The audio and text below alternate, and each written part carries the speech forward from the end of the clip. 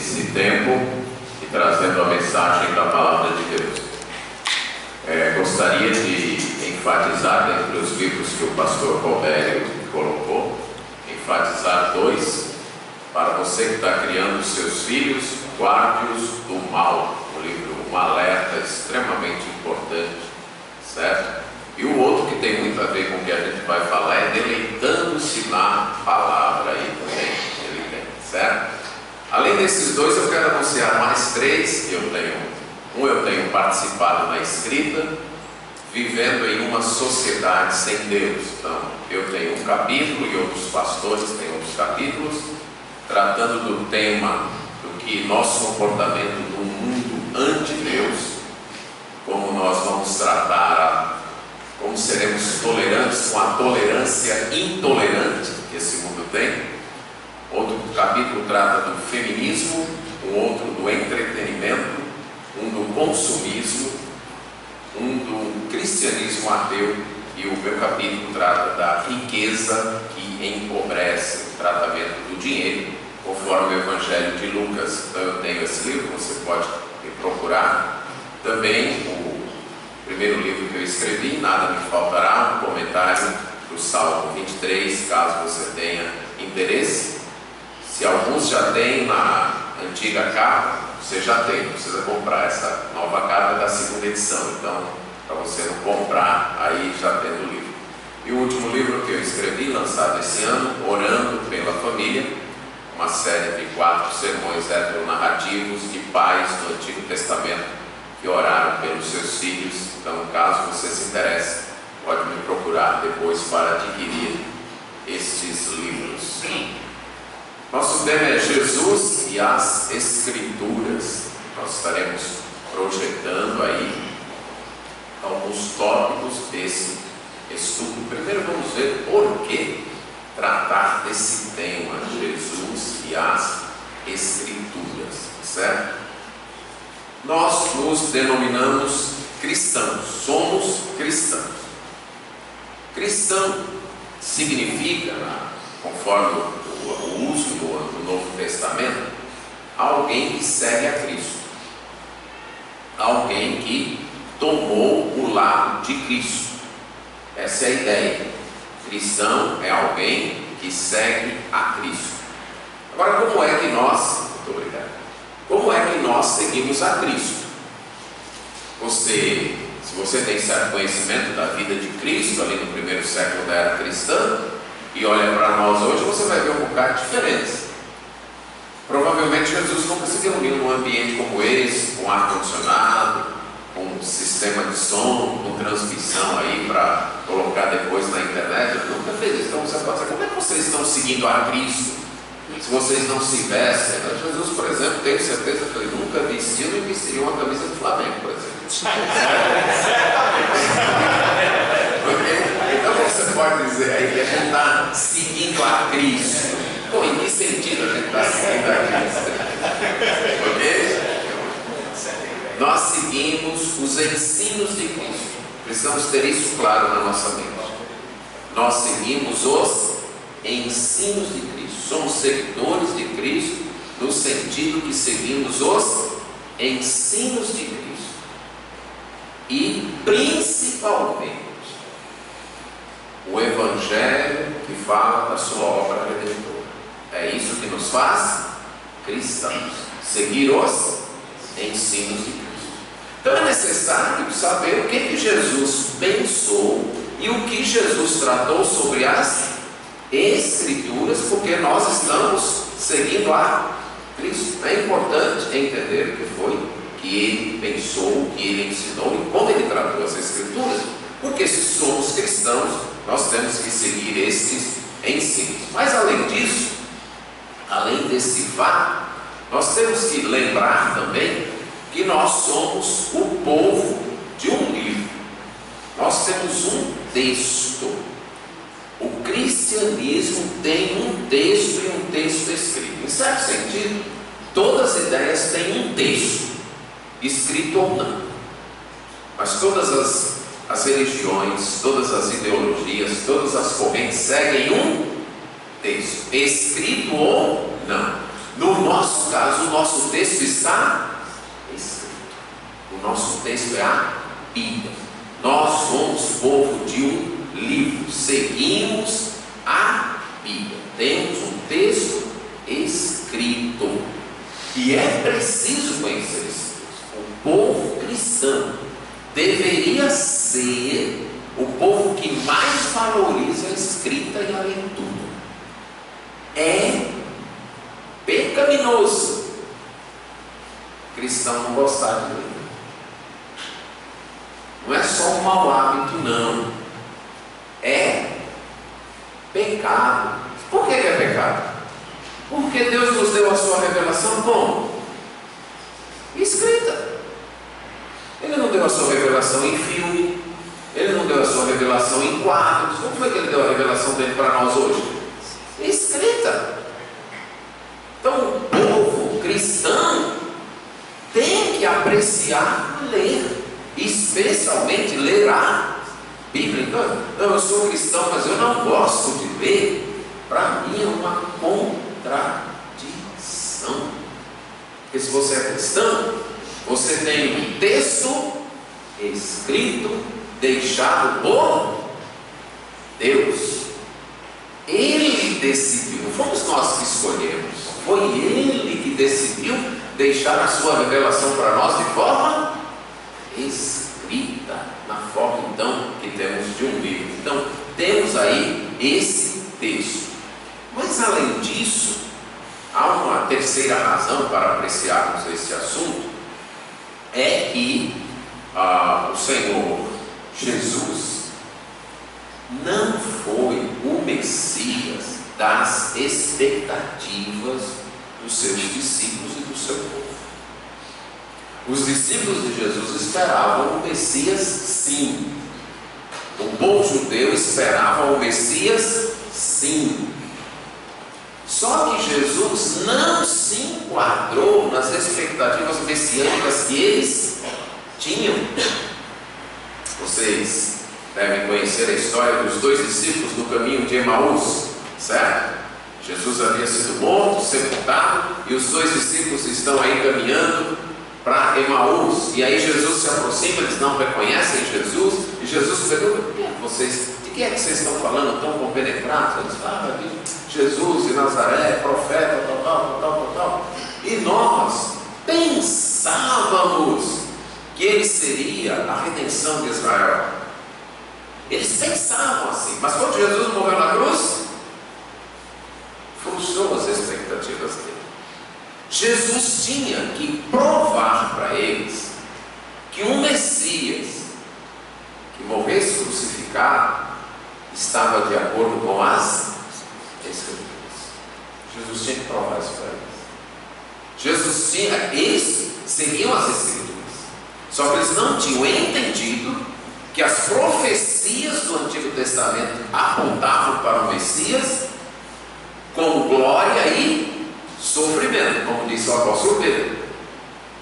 Eles só se concentraram na glória, e Jesus tinha que mudar essa mentalidade de que ele era o Messias, sim, apesar de ter morrido na cruz, ou não apesar de ter morrido na cruz, exatamente porque morreu na cruz ele era o Messias, e ele tinha que provar isso nas Escrituras. Agora então, essas são as razões por que a gente tem que tratar desse assunto. O primeiro tópico é vendo como eram as Escrituras no tempo de Jesus, quais eram as Escrituras que Jesus aí utilizava. Em primeiro lugar, não eram livros assim como nós temos, eram estilos, um rolo em pergaminho, que eram peles de animais, como esse que aparece aí, certo? Então, de modo geral, cada livro da Bíblia era um rolo, e havia rolos que tinham mais de um livro. Daqui a pouco eu vou mencionar isso, certo? Mas então, não eram na época de Jesus, e no primeiro século da igreja, eles não tinham a Bíblia assim, toda encaixada, como nós temos. Eles tinham os rolos, certo? Então, normalmente esses rolos estavam nas sinagogas ou de posse de alguém com muito dinheiro, que eram muito caros. Se você acha hoje um livro caro, naquela época que era muito caro.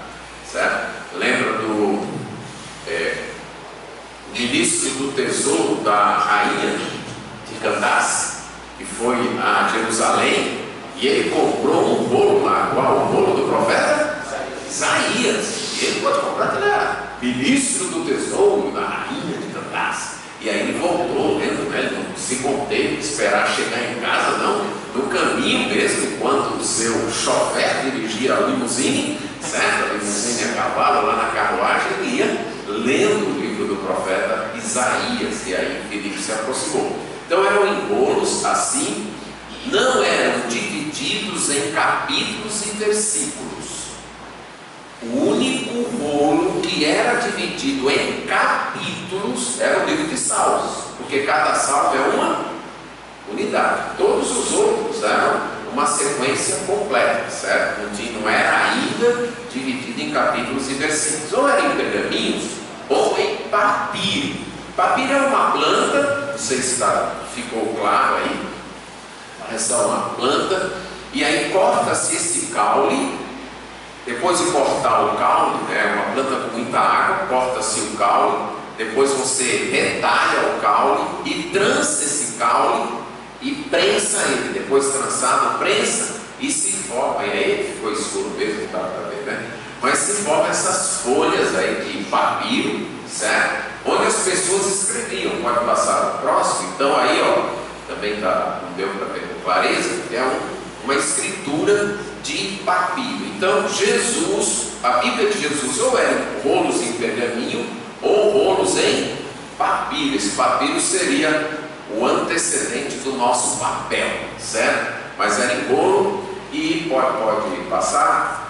Pronto, olha um rolo aí, olha o tamanho de um rolo aí. Esse é o rolo do profeta Isaías, olha o tamanho dele. Então você imagina, ele era todo enrolado e a pessoa ia desenrolando à medida que ia lendo. Então aí você tem grande rolo que é o do profeta Isaías.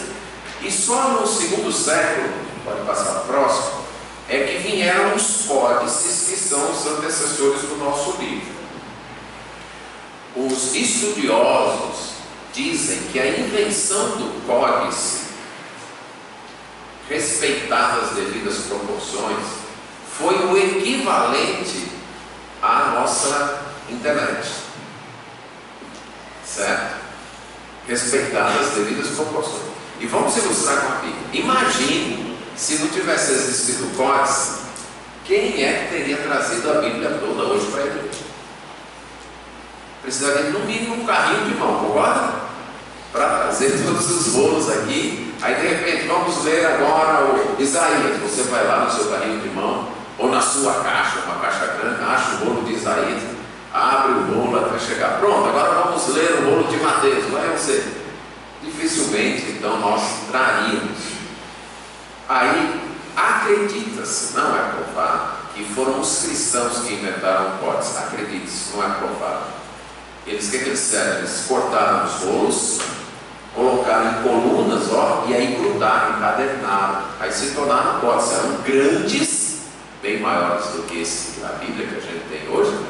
Grandes, escritos à mão ainda, grandes, mas agora dava para um cristão que viajava levar toda a sua Bíblia.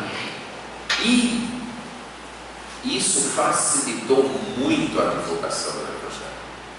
Então você pega aí pensando, o equivalente a alguém hoje carregar a Bíblia no celular, como está antes, entende? Respeitadas as devidas proporções. Eram essas as formas então de Bíblia, não essa daí, essa já era o segundo século, mas as anteriores na época de Jesus. Eu coloquei apenas para mostrar. Agora, qual era a escritura de Jesus? Ou quais eram as escrituras de Jesus? Era o Antigo Testamento. Até Jesus só havia o Antigo Testamento. Jesus foi criado numa atmosfera do Antigo Testamento. Você pode perceber, ele foi circuncidado ao 8º dia. Como é que seus pais souberam que deveria circuncidar ao 8º dia? Onde é que estava isso? No Antigo Testamento. Na circuncisão, teve que levar lá a oferta das pessoas pobres, as armas. Como é que seus pais souberam disso? No Antigo Testamento, certo? Então, Jesus foi criado numa família que conhecia e respeitava os ensinos do Antigo Testamento, desde novinho.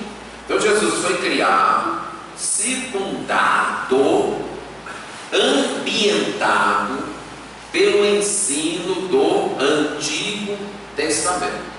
E o seu ministério demonstra como isso ficou impregnado em sua mente. As suas citações, as alusões que ele faz, deixam claro que sua mente era formada pela palavra de Deus do Antigo Testamento. Em que linguagem então havia, ou que língua Jesus falava e que linguagem ele lia aí o Antigo Testamento? Primeiro, a língua hebraica, a língua na qual o Antigo Testamento foi originalmente escrito. Por exemplo, lá em Lucas 4,16, quando ele chega na sinagoga, certo? Onde ele foi criado, o culto era no dia do sábado, e levantou-se para fazer a leitura. O processo era mais ou menos assim, certo? A boa parte das sinagogas eram como arquibancadas aqui do lado. Esses bancos, por exemplo, você pode imaginar. Inclusive, uma das sinagogas lá de Cafarnaum, mais ou menos do tamanho desse templo, inclusive, só que os bancos, em forma de arquibancadas, estariam arrumados assim. Haveria uma caixa, que era considerada até uma caixa sagrada, com os rolos, certo? Havia a leitura do dia. Então ali foi o responsável, a pessoa encarregada, o dirigente do culto, pegou o bolo e trouxe para Jesus. Jesus se levanta, veja aí verso 17, entregaram o livro do profeta Isaías. Você imagina aí em sua mente Jesus abrindo o bolo e encontra um local e lê. E essa leitura foi feita em hebraico, era a língua em que os livros estavam escritos. Aí ele fecha o bolo, devolve para o assistente vai lá e guarda. Ele vem e se assenta, porque as pregações não eram feitas como hoje, o pregador em pé. O pregador ficava assentado. Lembra que ele diz: na cadeira de Moisés se assentam? Era por isso, porque os mestres ficavam assentados, né? E você percebe que no Novo Testamento, às vezes que Jesus vai ensinar, o que ele faz? Normalmente ele se assenta. Quando ele subiu o Sermão do Monte, está subindo, quando ele se assentou, isso foi um sinal para os seus discípulos o quê? Se aproximarem, porque agora ele vai ensinar. Era a forma pela qual ele se assenta e ensina. Mas essa leitura foi feita em hebraico. Jesus então falava hebraico, lia hebraico. O hebraico era a língua do Antigo Testamento. Para um judeu ler o Antigo Testamento, então ele lia o hebraico. Mas além disso, Jesus também falava o aramaico. O aramaico era a língua do dia a dia. Antes do exílio da Babilônia, o hebraico era a língua da Bíblia e era a língua do dia a dia, era a língua da casa, de chamar papai e mamãe, era o hebraico, a língua de irmãos conversarem. O aramaico, né, naquela época, antes do exílio, era a língua internacional, certo?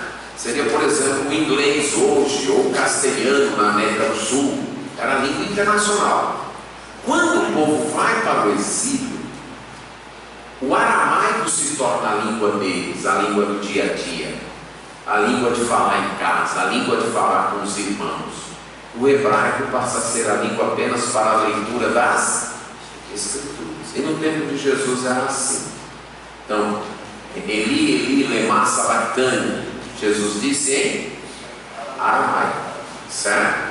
Muito parecido com o hebraico, mas era aramaico. Então Jesus sabia o hebraico para ler a Bíblia. Mas Jesus falava com José, com Maria, com seus irmãos, com os seus discípulos. Jesus falava em aramaico. E também havia leituras em aramaico das Escrituras, comentários ou paráfrases, que, por exemplo, em Marcos 5:41, a citação ali não é do texto hebraico, mas é do chamado, conhecido na época como Targum, ou uma tradução em aramaico, ou um comentário em aramaico. Aliás, não é a citação, desculpe, é o que Jesus fala. De fato, a citação em aramaico vai aparecer em Mateus 27, 46, que eu já citei aqui. Eli, Eli, lema sabachthani, que ele está citando o Salmo 22. Aí ele falando Talita cumi, que é em aramaico. Então Jesus também usou as escrituras, não só em hebraico, como em aramaico. Em terceiro lugar, havia também o grego.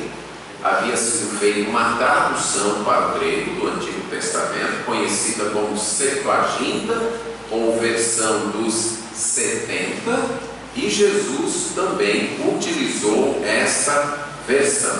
Então ele leu a Bíblia em hebraico.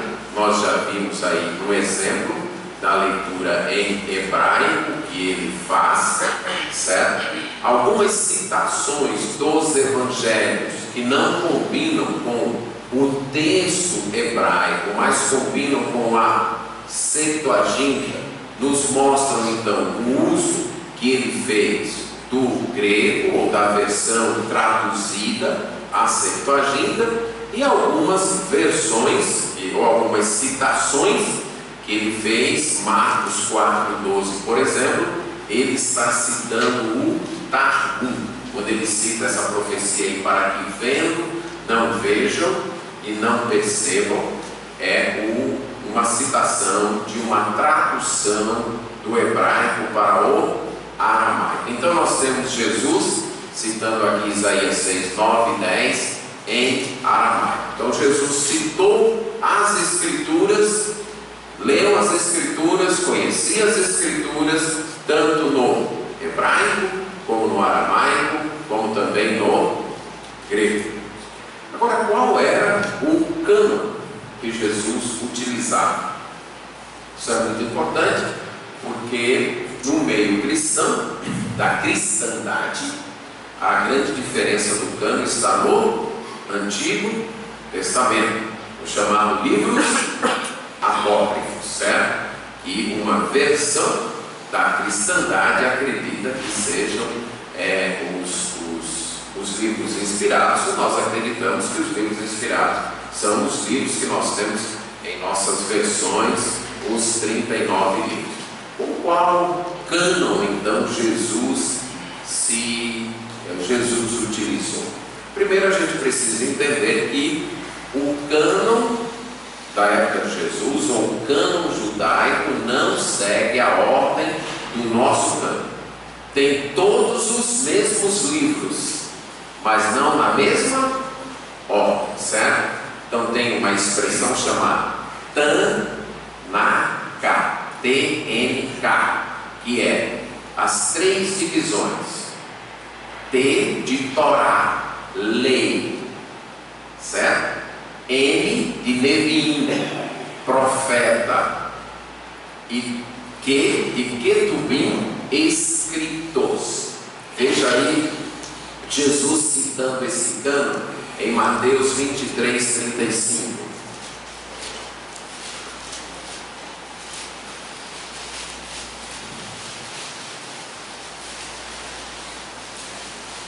Quando Jesus fala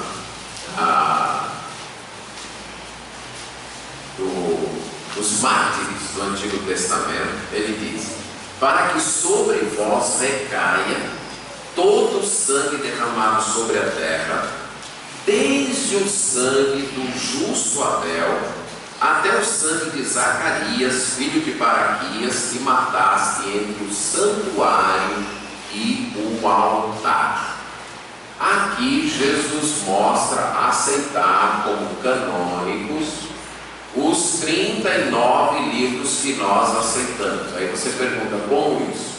Ele cita o primeiro mártir da história, que foi Abel, e esse está citado no livro de Gênesis.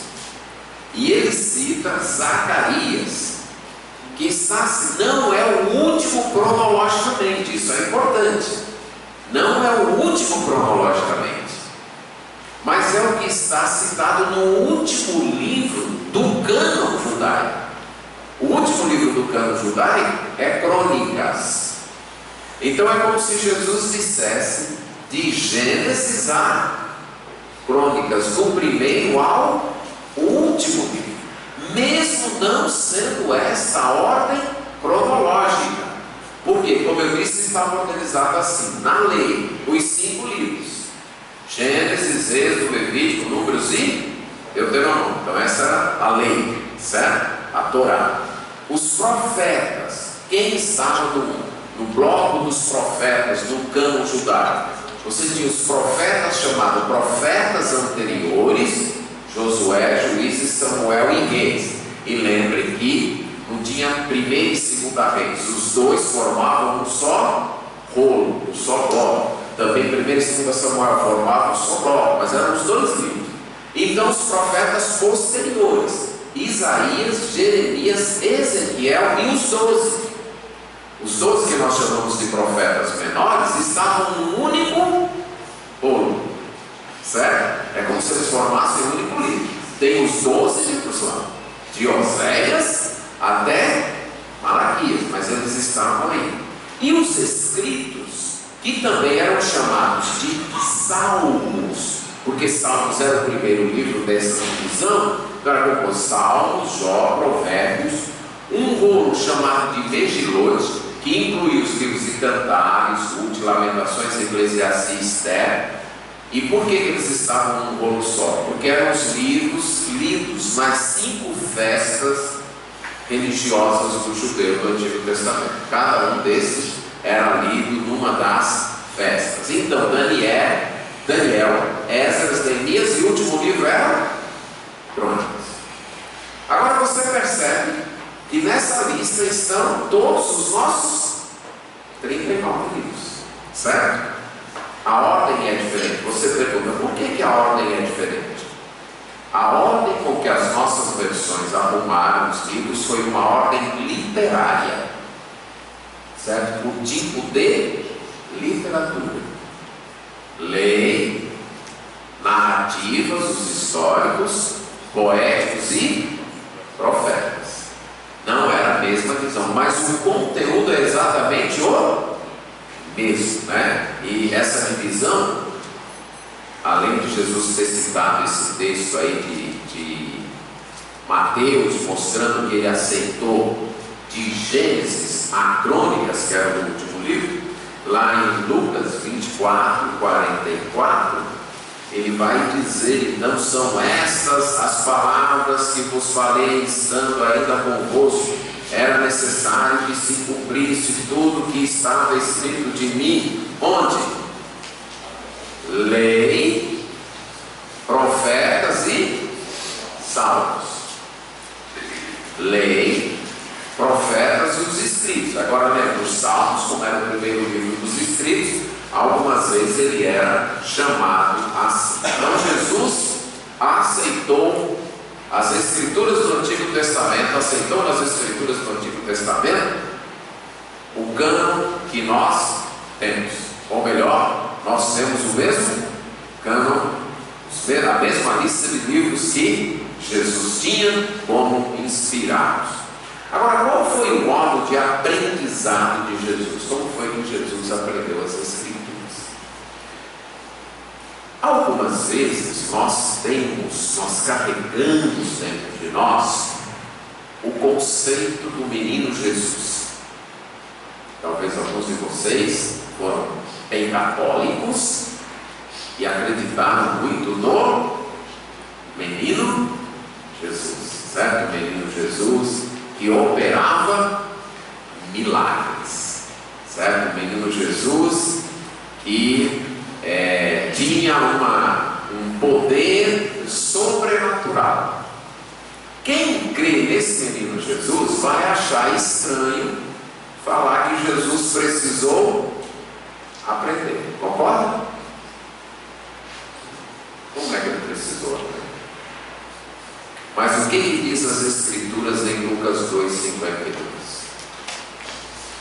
Jesus crescia em sabedoria, estatura e em graça diante de Deus e diante dos homens.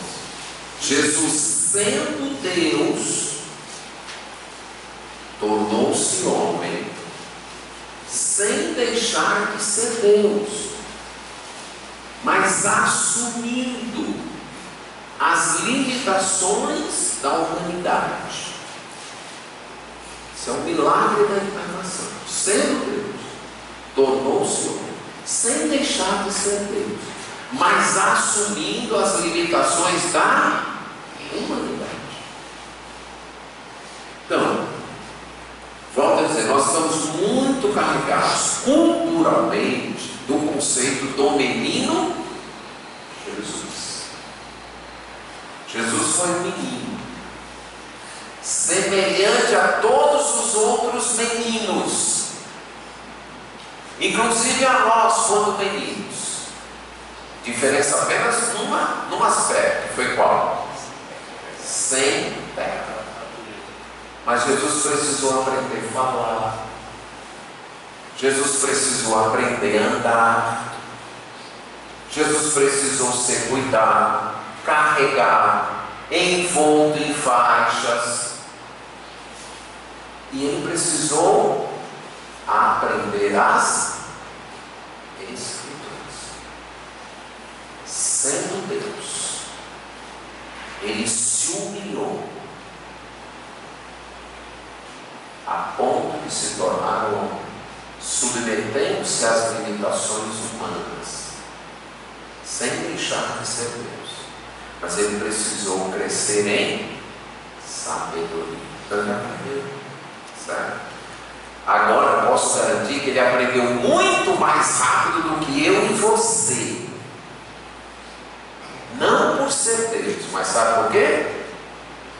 Por ser sem pecado. O pecado é o maior entrave, irmãos, de aprendizado. A coisa que mais atrapalha eu e você aprendermos chama-se pecado. Porque o pecado gera medo, o pecado gera preguiça, o pecado gera orgulho, o pecado me dá coragem de perguntar, que eu tenho medo que os outros vão rir de mim, o pecado me dá medo de me expor, o pecado me dá preguiça de estudar. Jesus não tinha pecado, então ele aprendeu aceleradamente, mas usando sua mente, usando os recursos de aprendizagem. E como era esse aprendizagem? Primeiro era a memorização. Memorização. Isso é óbvio. Lembra que eu falei? Não tinha livro assim, concorda? Não tinha livro assim. Tinham rolos muito caros. Jesus, a família de Jesus não era rica. Então, para Jesus memorizar, para Jesus aprender as Escrituras, ele tinha que ouvir em sua casa as pessoas recitando, e a partir dos 5 anos, como qualquer menino judeu, ele tinha que ir para a sinagoga, e lá dos 5 aos 12 anos aprender. E uma das formas utilizadas, uma das pedagogias era exatamente a memorização. Hoje a gente se espanta, mas você percebe o quanto que Jesus citou do Antigo Testamento memorizado? Lembra? Está escrito. Não lê-se. Tudo isso estava o quê? Memorizado. Não só Jesus. Como é que Pedro pregou lá no Pentecostes? Ele tinha uma Bíblia na mão. Olha, isso aí aconteceu aqui. Olha aí, abra sua Bíblia no profeta Joel. Foi assim? Foi assim? Como? Memorizado. Paulo, Estevão. Lembra da pregação de Estevão? Ele vem lá de Abraão e vem falando. Onde é que estava tudo isso aí? Certo? Hoje a gente se espanta. Como é que alguém pode memorizar tanto? Por que a gente se espanta? Porque a gente tem recursos que substituem a memória. Concorda? A gente tem agenda, a gente tem livro, a gente tem celular para anotar. Então a gente não usa mais muito a memória. Mas se você vivesse numa cultura sem isso, que ia acontecer? Você ia desenvolver muito mais a memória. Então, naquela cultura não tinha esses recursos. Então, uma das formas era exatamente a memorização. As crianças, então, os meninos iam à escola e eles tinham que memorizar grandes porções das Escrituras. A escola, no caso, a sinagoga. E se a pessoa estivesse se preparando para ser um rabi, aí ele tinha que estudar mesmo, além dos estudos na sinagoga até os 12 anos, ele tinha que continuar estudando. Esse aprendizado, como eu disse, começava em casa. Lembra do que é dito em Deuteronômio 6, 4? Ouve Israel, o Senhor nosso Deus é o único Senhor. Essas palavras, pois, que hoje te ordeno, estarão no teu coração. Tu as inculcarás a teus filhos, e delas falarás assentado em tua casa e andando pelo caminho, ao sentar-te ao levantar. Então, havia uma recitação nas casas piedosas, uma recitação diária das Escrituras, certo? E indo para a sinagoga, aprendia aí muito mais. Nesse estudo, de 5 aos 12 anos, na sinagoga, o livro texto era o Antigo Testamento. O menino ia lá, e qual era a cartilha dele? Qual livro ele aprendia a ler? No Antigo Testamento. Certo? De 5 aos 12 anos, naquele tempo, naquela cultura, os meninos que iam para a sinagoga só estudavam a Bíblia, o Antigo Testamento. A partir da Bíblia aprendiam outras coisas, aprendiam sobre a natureza, tudo, mas a partir de um livro texto que era a Bíblia. Quando eles se tornavam adolescentes, então eles iam aprender uma profissão. E o aprendizado era essa memorização por repetição. Assim era então assim foi o modo que Jesus aprendeu. Outra maneira eram as perguntas, desde cedo. Você lembra que com 12 anos ele estava onde? No templo, certo? Sentado diante dos doutores, ouvindo e fazendo o quê? Perguntas. Você pode imaginar isso? O que eu deduzo disso? Jesus já tinha consciência ali que ele era filho de Deus. Ele já tinha consciência. Com 12 anos já estava claro para ele quem ele era. Filho de Deus. Mas mesmo assim, sede de aprender. Está lá fazendo perguntas aos doutores. E isso? E aquilo? E como é isso? E como é aquilo? Certo? E também interagindo com eles. Foi assim que Jesus aprendeu as Escrituras. Depois nós vamos ver o modo como Jesus citou as Escrituras. Como foi que Jesus citou as Escrituras? Jesus fez várias citações diretas. Está escrito. É um exercício bom quando você lê os Evangelhos, é marcar as vezes que Jesus disse: está escrito. Não lestes? Vocês não leram? Muitas vezes ele responde a uma indagação assim, né? Como ele respondeu à indagação quando volta? Isso, vamos separar só. Como é que ele responde? Vocês não leram, não lestes que o Criador, desde o princípio, tal. Então Jesus fez citações diretas, está escrito. Mas além de citações diretas, Jesus também fez alusões indiretas ao Antigo Testamento. Ele fala de Ló, ele fala de Salomão, ele fala da rainha que visitou Salomão, ele fala dos levitas, ele fala do incidente de Davi comendo os pães lá da proposição, ok? Ele cita, e muito interessante isso, lá em João 1, quando Natanael vai falar com ele, né? E Natanael, Senhor, o Senhor vem de Israel. Aí ele diz: porque eu disse que eu te vi debaixo da figueira, você creu? Você vai ver coisas muito maiores maiores do que essas. Eu te digo que você vai ver os céus abertos e os anjos descendo sobre o Filho do Homem. Jesus está fazendo uma alusão ao Antigo Testamento, ao sonho de Jacó. Ele está citando. É interessante como isso sai como? Naturalmente. Do modo como Moisés levantou a serpente no deserto, e assim cai. Então, além das citações diretas, várias alusões.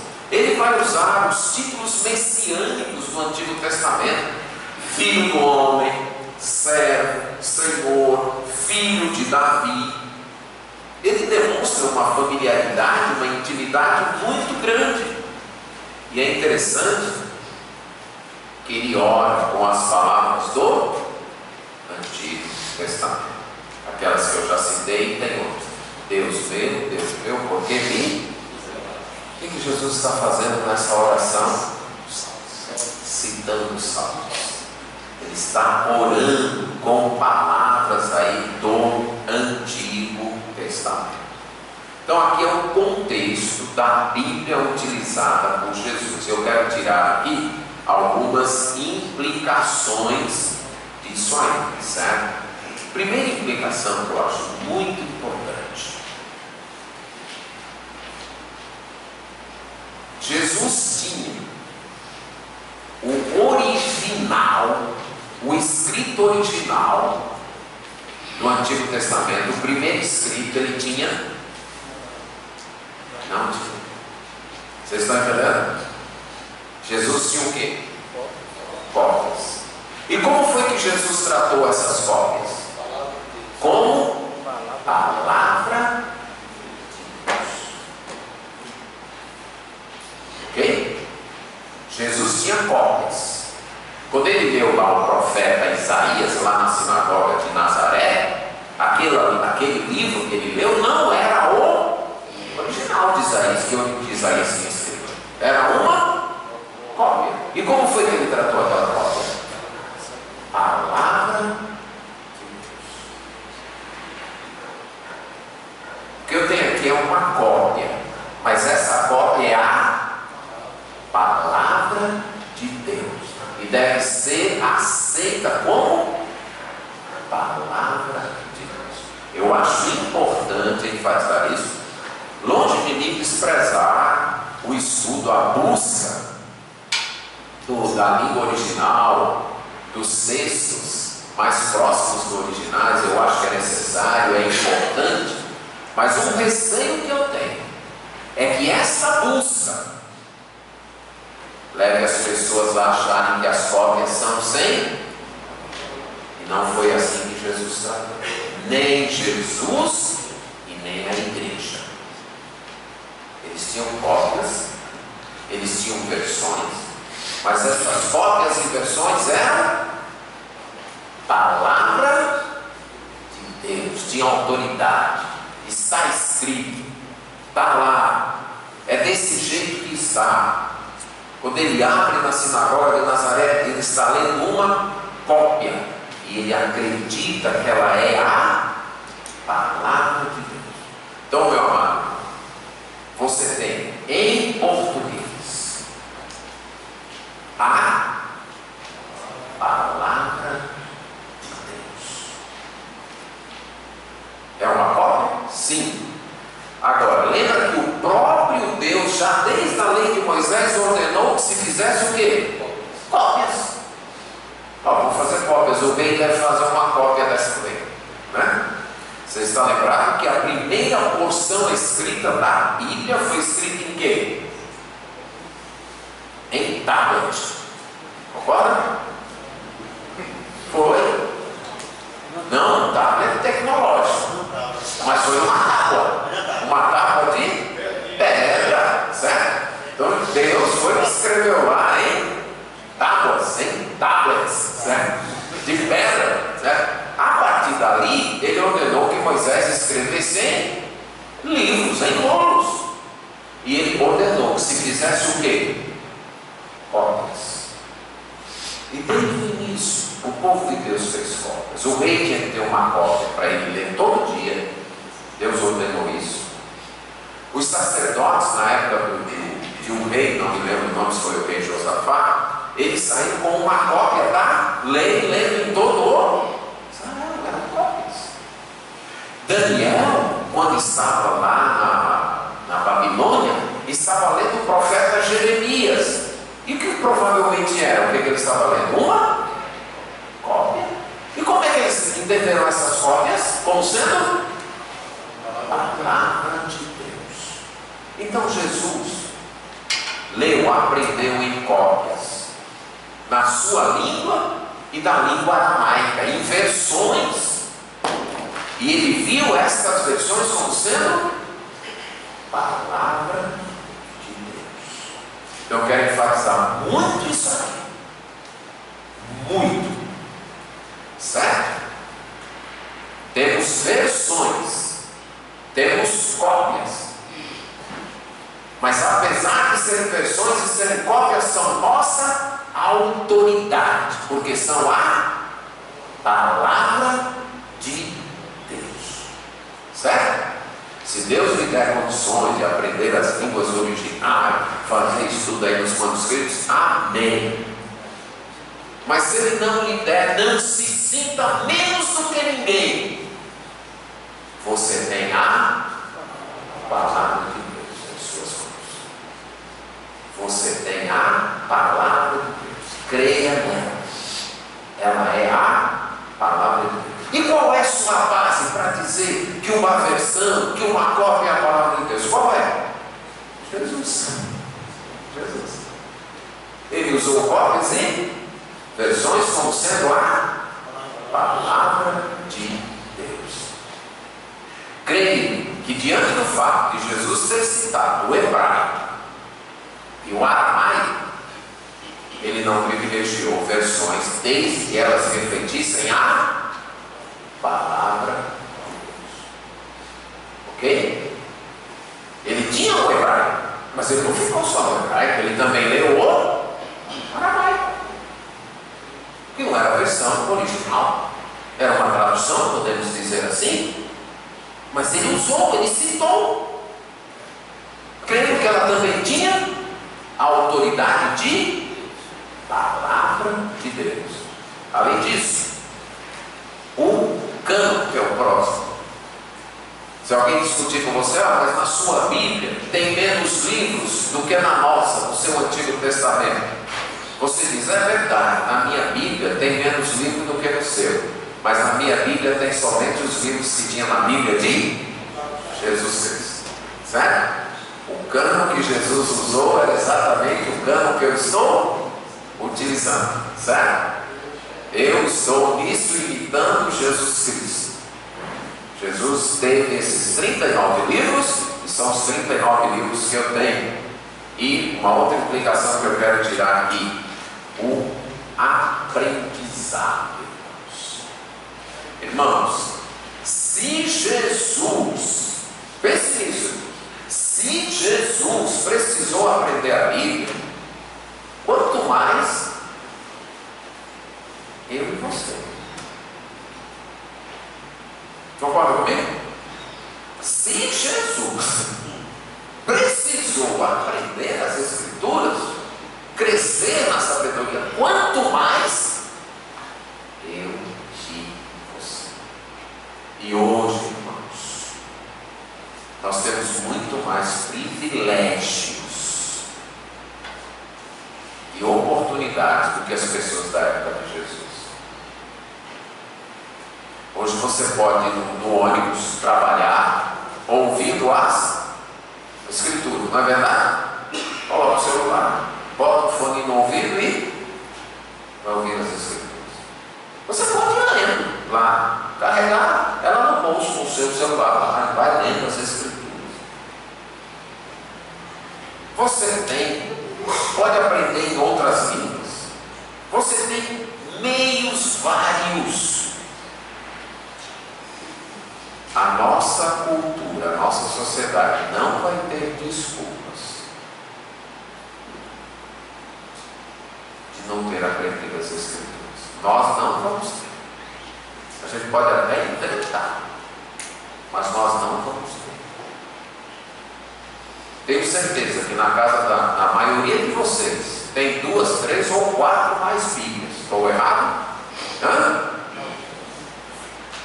Enquanto que naquelas casas ali, provavelmente inclusive na casa que Jesus foi criado, não tinha nenhuma. Tinha que aprender na sinagoga.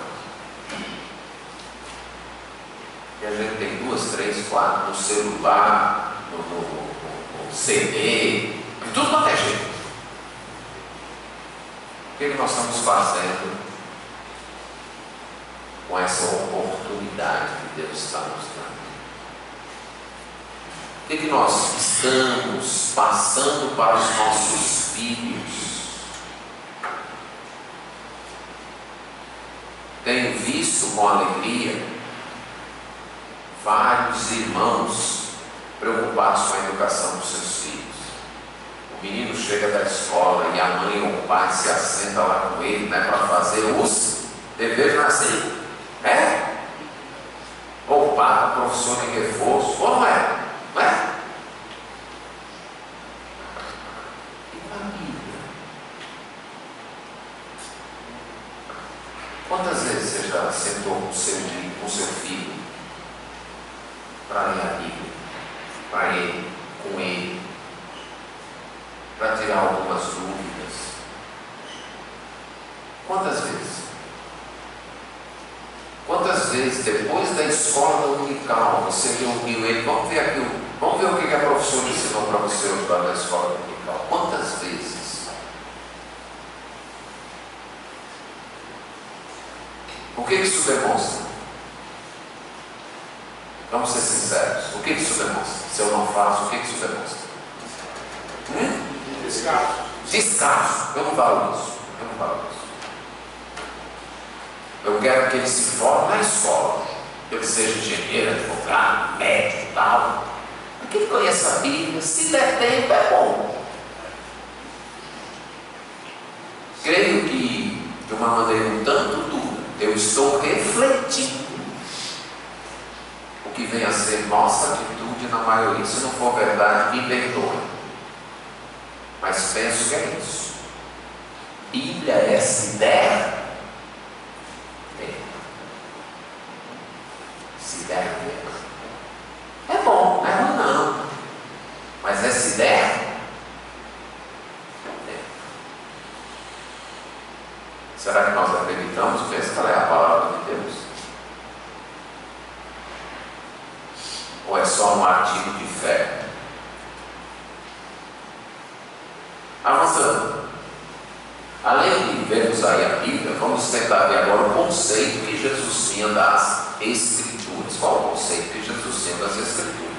Jesus acreditava que a Bíblia era inspirada por Deus. Jesus acreditava nisso. A doutrina da inspiração vem do próprio Senhor Jesus Cristo. Ele acreditava que o que estava na Bíblia havia sido Deus que havia dito. Um exemplo aparece no texto que eu já citei, quando ele responde a questão quanto ao divórcio em Mateus 19, 4 e 5. Jesus respondeu: não lestes que desde o princípio os Criadores fez homem e mulher e ordenou. Por isso deixará o homem pai e mãe, se unirá a sua mulher e serão os dois uma só carne. O interessante é que ele está juntando Gênesis 1, certo? A criação, com Gênesis 2, palavras que Moisés disse. Por isso deixa o homem pai e mãe, se une a sua mulher e serão os dois uma só carne. Lá no livro de Gênesis, quem escreveu essas palavras? Foi? Mas Jesus disse: quem foi que disse? Quem foi que disse? Deus. Então Moisés escreveu o quê? Que Deus falou. Foi Deus que falou isso, certo? Veja ainda no capítulo 22, verso 43.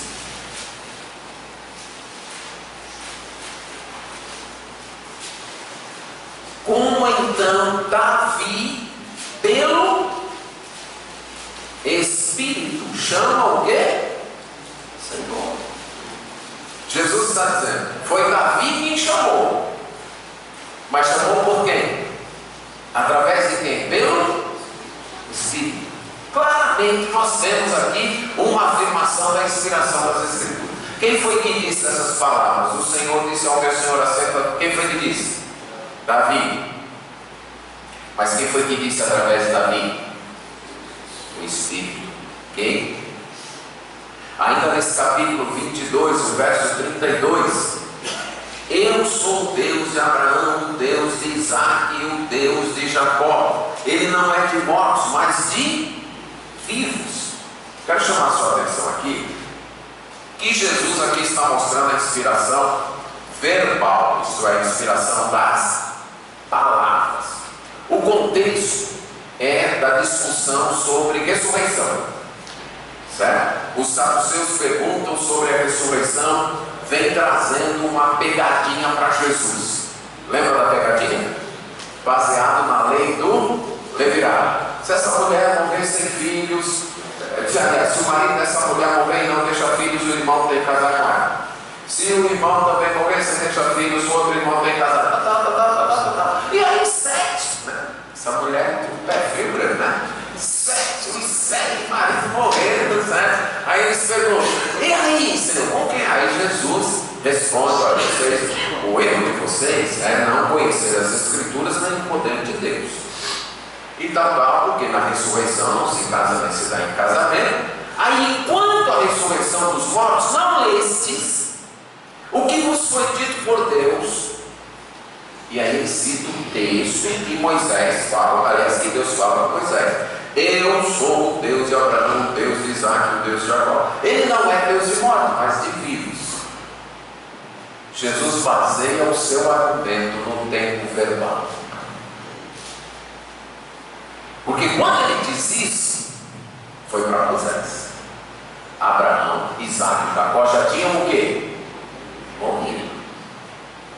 Mas como foi que Deus disse para Moisés? Eu fui o Deus de Abraão, Isaac. Foi assim que ele disse? Como foi que ele disse? Eu sou, eu continuo sendo. E Jesus baseia o seu argumento em prol da ressurreição em cima do tempo verbal, mostrando que as palavras foram inspiradas por Deus. Deus não apenas escolheu um conteúdo, como dirigiu os seus escritores a escolherem as palavras, os tempos verbais. Tanto é que em Mateus 5, 17 e 18 ele diz o quê? Nenhum tio, nenhuma menor partícula vai passar. Ele diz que a palavra escrita veio da boca de Deus. Veja lá no episódio da tentação, em Mateus 4:4. Está escrito: nem só de pão viverá o homem, mas de toda a palavra que sai da boca de Deus. Então o que é as Escrituras? A palavra que sai da boca de Deus. Boca de Deus. Algumas pessoas dizem: olha, hoje eu li a Bíblia e Deus não falou comigo. Rapaz, então não foi a Bíblia que você leu. Concorda? Porque ela é a boca de Deus. Ler a Bíblia é Deus falando. Eu posso não ter entendido, aí eu não falo, ok? Eu posso não ter prestado atenção, mas se o versículo da Bíblia foi lido, Deus falou. Deus falou. Porque é a palavra dele. É a palavra. Eu posso não ter entendido bem, não ter compreendido, ter interpretado errado, isso é outra história. Mas a Bíblia é a boca de Deus. É Deus falando. Ele chama essa palavra de palavra de Deus lá em Mateus 15, 6. Certo? Ele diz: por causa da vossa tradição vocês invalidam a palavra de Deus. E isso ele está citando o mandamento: honra teu pai e tua mãe. Ele chama aquilo que está escrito, o mandamento escrito, de palavra de Deus. Isso inclui a totalidade, a lei, os profetas, certo? Em Lucas 24, 27, 44, eu já apontei isso aqui para os irmãos, como ele usa a lei, os profetas, a lei, os profetas e os salmos, e chama isso de palavra de Deus. Lá em João 5, 39, examinais as Escrituras, pois julgais ter nelas a vida eterna, são elas mesmas que de mim, é o que está escrito, aquilo que está escrito, também em João 10, 45, opa, não é 10, 45, eu devo ter 10, 34 e 35, desculpe, 10, 34 e 35, que diz: não está escrito na vossa lei, eu disse, sois deuses. E se a lei chamou Deus a quem a palavra de Deus foi dirigida, e a Escritura não pode falar. Essa Escritura é palavra de Deus. Então Jesus claramente afirma isso, ok? Eu quero só concluir eu passei por ele e esqueci de mencionar isso, irmãos. Mateus 22, 45, um outro argumento em prol da crença na inspiração verbal. Mas Jesus crê na inspiração, ele diz que a Bíblia é a boca de Deus, é Deus falando. Essa inspiração é plenária, total, lei, profetas e salmos. E verbal, eu citei o texto do tempo verbal, mas tem um tempo também do possessivo. Eu tenho o argumento, desculpe, do possessivo. Voltando a Mateus 22, 44, 45. Aqui Jesus está dizendo o seguinte para os seus oponentes: olha, o Messias é filho de Davi? Ele pergunta. Aí eles respondem: sim, de Davi. Então como é que Davi chama ele de meu Senhor? E aí ele cita lá o Salmo: disse o Senhor ao meu Senhor. Aí argumenta: se Davi o chama de Senhor, como pode ser filho? Jesus está fazendo o seu argumento para mostrar que o Messias é filho de Davi, mas também é Senhor de Davi, é Deus, num possessivo. Na língua original que Jesus cita, o possessivo é formado por uma letra, a letra I. Então deixa eu ilustrar. Na língua original, a B é pai,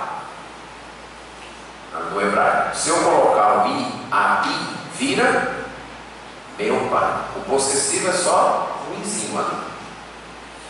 Em cima desse izinho, só que com a palavra Senhor, Jesus está argumentando a divindade do Messias, mostrando claramente que ele crê na inspiração verbal das Escrituras. Até um possessivo, uma letrinha, um I, foi dirigido pelo Espírito Santo aí para colocar. Então Jesus acreditava na inspiração das Escrituras verbal, inspiração plenária, a plenitude do texto bíblico, a palavra de Deus como verdade, seja na parte religiosa, vamos chamar assim, ou na parte histórica.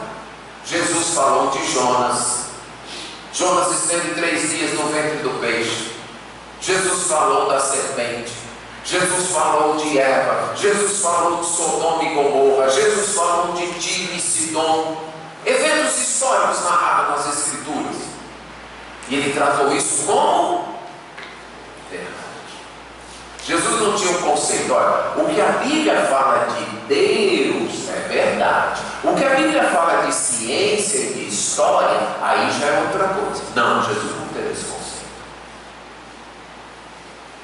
Ele citou relacionamento com Deus, mas ele citou também história, fatos históricos. E sempre que ele citou como sendo verdade. A palavra de Deus. Se está escrito foi porque aconteceu assim. Se foi escrito desse jeito foi porque foi desse jeito que aconteceu.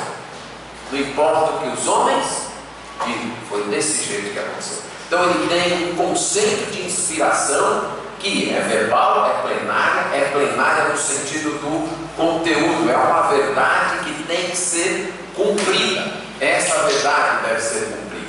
Mas também ele acreditava na inerrância das Escrituras.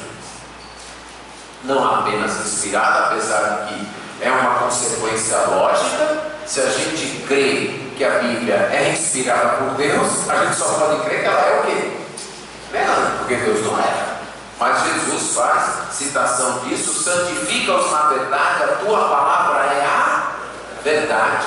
Ele confiou na verdade dessa palavra, ele acreditou na verdade dessa palavra, mostrando que ele cria que o que estava escrito era a verdade, certo? Ele acreditou na precisão dessa verdade, na precisão científica dessa verdade. Abra sua Bíblia para Marcos 13, 19.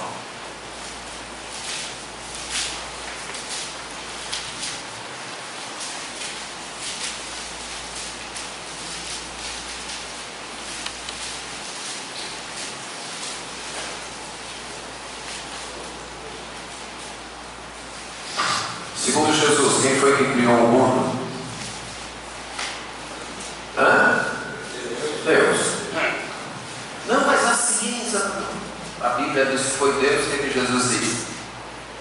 Foi Deus. Certo? Foi Deus. Quem foi que criou o homem? Nós já lemos lá em Mateus 19. Quem foi que fez homem e mulher? Foi Deus. Não, foi algo cultural, aí a Bíblia nada assim, mas não é bem assim, é algo da cultura. Era assim que Jesus cria? Não, foi Deus. E no princípio Deus fez o quê? Mulher. É assim que ele cria. O que estava na Bíblia era verdade, tanto cientificamente como historicamente. Ele atestou a historicidade do Antigo Testamento. Por que a gente acredita em Ló? Por que a gente acredita no evento de Sodoma, no dilúvio, em Noé? É porque a ciência prova. É porque a gente crê em Jesus. E é isso que significa ser cristão. Jesus acreditou. E se eu sou cristão, eu tenho que acreditar também. Ele acreditou. Ele acreditou no dilúvio, ele acreditou no Noé, ele acreditou num homem e numa mulher original, ele acreditou que Deus criou o mundo, ele acreditou numa destruição de Sodoma, ele acreditou nos eventos lá, nos patriarcas, em Moisés, no evento da sarça ardente, em que Jonas esteve 3 dias e 3 noites no ventre do peixe. Ele acreditou nisso. Ou eu digo que ele estava enganado e mentiu, ou eu também devo acreditar. Porque é a palavra dele que segura a nossa confiança nas Escrituras. É a palavra dele que segura, é o testemunho dele. Ele também, além disso, ele disse que era uma verdade que se cumpriria, indestrutível, que se cumpriria. O que foi dito na palavra iria se cumprir, não passaria. Vamos avançar, que a gente já está aí avançando aí no tempo. Ele cria que essa palavra era infalível, indestrutível, ok? Ela não falharia. Além disso, ele cria que essa palavra também era autoritária, ela seria preservada. Aí a preservação das Escrituras. Jesus acreditou na preservação. A palavra seria preservada, ela não passaria, ela ficaria para testemunhar a verdade. Ele acreditou na preservação das Escrituras. Pode apresentar o próximo aí. Ele acreditou que ela era a autoridade. A Bíblia falou, deixar claro aqui uma coisa. A verdade da Bíblia não depende do meu entendimento dela. Ok? Quer eu entenda, quer eu não entenda, o que ela diz é verdade. Nós temos a tendência de limitar a autoridade da Bíblia ao meu entendimento. Se eu entendo, eu acredito. Se eu não entendo, então eu não acredito. Quem é o árbitro? Quem é a autoridade nesse caso? A autoridade é a minha mente finita e pecaminosa. Eu costumo ilustrar assim. Nós acreditamos em Deus. Ele é a fonte final de conhecimento e autoridade. Acreditamos que Ele inspirou a Bíblia. Se estivesse escrito na Bíblia, só um exemplo, se estivesse escrito lá que esse púlpito é de pedra, se tivesse escrito na Bíblia, só um exemplo, só quero dar um exemplo para enfatizar, que esse púlpito é de pedra, e eu estou aqui olhando para o púlpito e vendo ele de vidro, eu devia dizer o seguinte: Deus, a tua palavra diz que esse púlpito é de pedra, e eu estou vendo ele de vidro. Isso só significa uma coisa: que eu estou com um defeito nos olhos. Estão entendendo? Ok? É um exemplo exagerado, entendeu? Mas é para enfatizar isso. Se eu creio que Deus existe, que Ele é a suprema fonte de verdade e de conhecimento, e Ele inspirou a Bíblia, obedecer a Bíblia não depende, aceitar e crer nela não depende do meu entendimento. Ah, mas a Bíblia diz que Jesus foi homem de Deus, eu não entendo isso, então eu não aceito. Então a Bíblia não é sua autoridade, a sua autoridade é sua razão, é sua mente, não a Bíblia. Porque se a Bíblia for sua autoridade, você vai dizer: eu não entendo, mas como a Bíblia diz, eu creio. E admito que o problema não está, mas está no meu entendimento pecaminoso e finito. Ok? Avançando então aí, já tratei um pouco aí das... A Bíblia também é suficiente. Suficiente.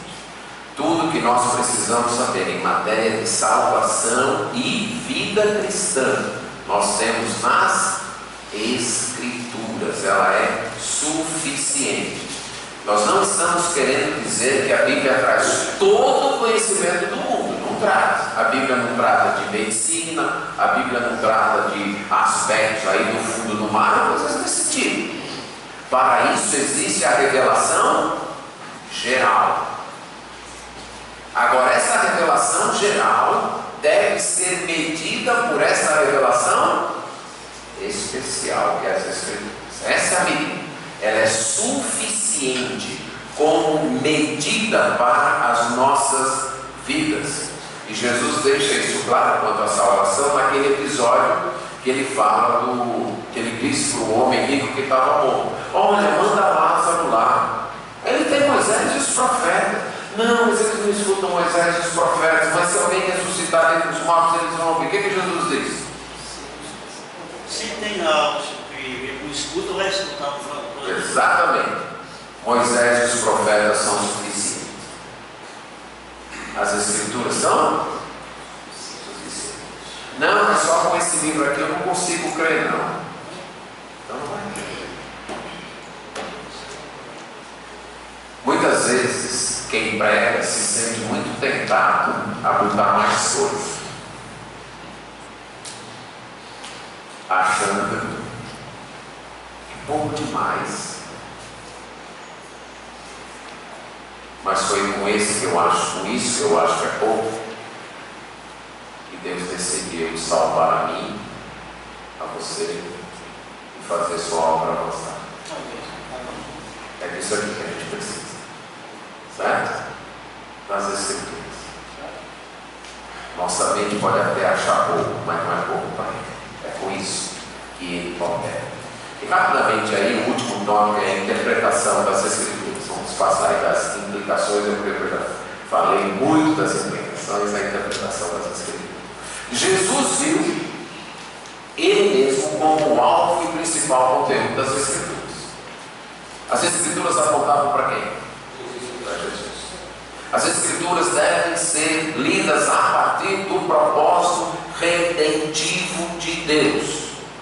Lembra? No caminho de Emaús, que foi que ele disse para os discípulos?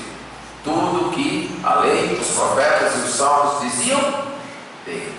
Então a leitura do Antigo Testamento eu costumo ilustrar como uma estrada com várias indicações, algumas muito claras, outras não tão claras assim, mas todas essas indicações apontam para Jesus Cristo. Ele é o centro. Ele é o centro das Escrituras. A obra, a interpretação deve ser a partir dele. Ele é o principal conteúdo. Os protótipos, os tipos do Antigo Testamento, o maná, a serpente, o tabernáculo, tudo isso apontava para a rocha, tudo isso apontava para quem? Símbolos ou tipos da Escritura, sombras. Numa palavra usada já por o autor de Hebreus e Paulo em Colossenses, sombras que mostravam a realidade que viria, e essa realidade foi Jesus Cristo, certo? Ele era o Senhor das Escrituras. Então ele fez isso, ele utilizou isso, ele juntou Escritura com Escritura, ele fez aplicações aí das Escrituras. Ele usou a tipologia, ele veio cumprir, ele usou o esquema de promessa, cumprimento. Essa era a sua maneira de interpretar, mas tudo focado na sua obra, no seu ministério. Ele também demonstrou a necessidade de iluminação. É preciso conhecer as Escrituras e o poder de Deus. As duas coisas. É preciso conhecer as Escrituras, mas não apenas como fato bruto. O poder de Deus que aplica estas Escrituras na minha vida. Vamos ilustrar com o Evangelho que Paulo diz em 1 Coríntios 15. O Evangelho é: Cristo morreu, foi sepultado, ressuscitou segundo as Escrituras, mas morreu pelos meus pecados. Alguém pode saber que Cristo morreu, que Cristo foi sepultado, que Cristo ressuscitou, que isso está na Bíblia, mas se ela não acreditar que foi pelos seus pecados, ela não creu no Evangelho. O Evangelho é o fato, mas a interpretação correta do fato dada por Deus, e isso é a iluminação do Espírito Santo. É o poder de Deus. Eu preciso também limitar as minhas inferências, Estou aí adiantando por causa do tempo, desculpa, limitar as minhas inferências das Escrituras. Jesus tirava inferências das Escrituras, mas é preciso limitar. Eu não posso ir além do texto. Eu tenho que ficar no que está escrito. Lembra do argumento dele com os que diziam: Moisés ordenou da carta. Não, Moisés não ordenou, Moisés permitiu. Eu preciso me prender ao que está no texto, ao que está escrito, e não ir além do que está escrito. Ele sistematizou as Escrituras várias vezes. Então ele tirou ensinos de um lugar e de outro lugar e sistematizou as Escrituras. Tem um exemplo aí quanto ao sábado em Mateus 12:5. Ele está tirando um exemplo daqui, um exemplo dali do Antigo Testamento e tirando um princípio. Mas, por último, uma diferença entre interpretação e aplicação. Interpretação só tem uma certa, ok? Agora, a aplicação eu posso ter várias. E aí eu quero dar um exemplo de Mateus capítulo 12, verso 7.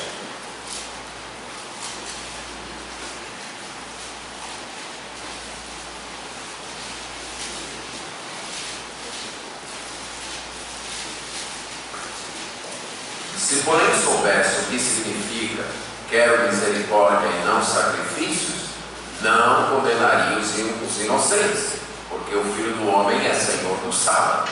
Ele aqui está citando Oséias, capítulo 6, verso 6, ok? Ele está citando.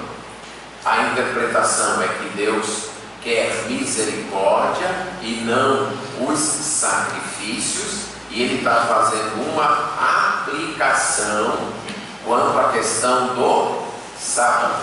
Então ele está fazendo essa aplicação quanto à questão do sábado. Em outro texto, Jesus vai dizer: o servo não é maior do que o seu senhor. E ele vai fazer duas aplicações. Numa, ele fala sobre a humildade, e na outra ele fala sobre suportar a tribulação. A interpretação é a mesma. O servo não é maior do que o seu senhor. O que isso quer dizer? Que o servo não é maior do que o seu senhor. É simples a interpretação. Agora, como aplicar? Aí ele faz uma aplicação no lava-pés. Se eu fui humilde, vocês também devem ser. Mais na frente, ele cita: o servo não é maior do que o seu senhor. A mesma coisa. A interpretação é a mesma. Qual é? O servo não é maior do que o seu senhor. Agora ele faz uma outra aplicação. Se a mim, que sou o Senhor, me chamaram de Beelzebul, quanto mais com você. Aqui eu tenho uma outra aplicação, mas a interpretação é a mesma.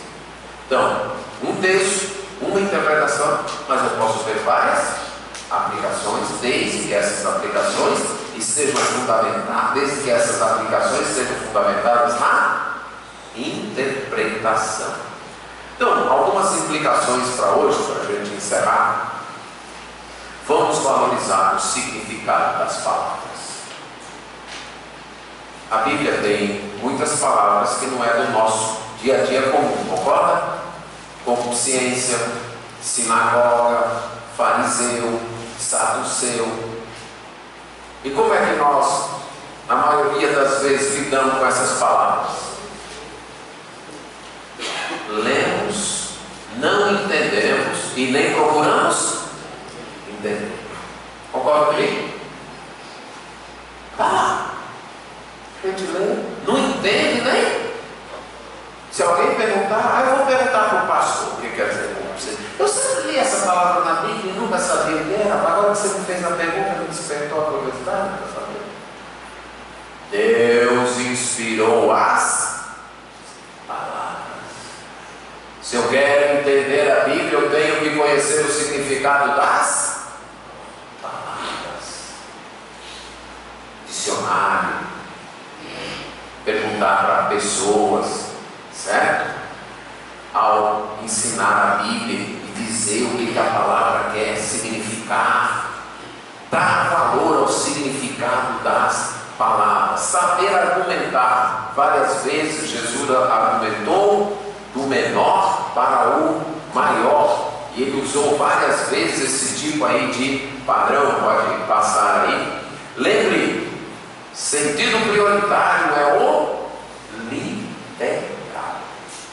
Eu tenho que começar com o literal. Eu só vou entender o figurado, irmãos, se eu entender o literal. Ok? Por exemplo, Jesus disse para Pedro: vinde após mim, eu vos farei pescadores de homens. Ele está usando pescador no sentido figurado, concorda?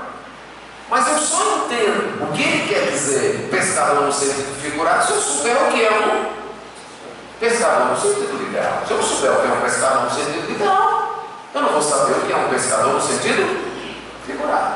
Então eu sempre tenho que começar com o literal.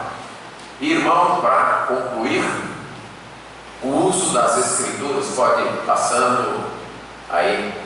Jesus usou as Escrituras para se defender das tentações. Como foi que ele debateu cada uma das tentações?